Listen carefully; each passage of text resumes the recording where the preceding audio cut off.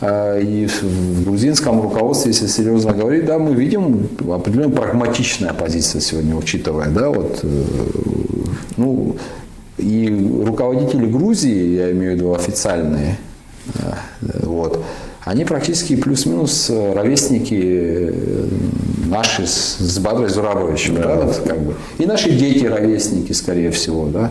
Я не думаю, что они хотят своим детям, и мы не хотим своим детям оставлять этот вопрос.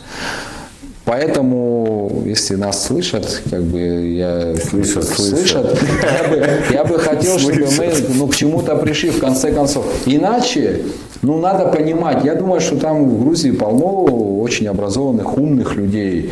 Нужно понимать одно, Инал. Если мы сами не договоримся, то мы станем инструментом винтиками в чужой игре. В противостоянии больших держав. Все.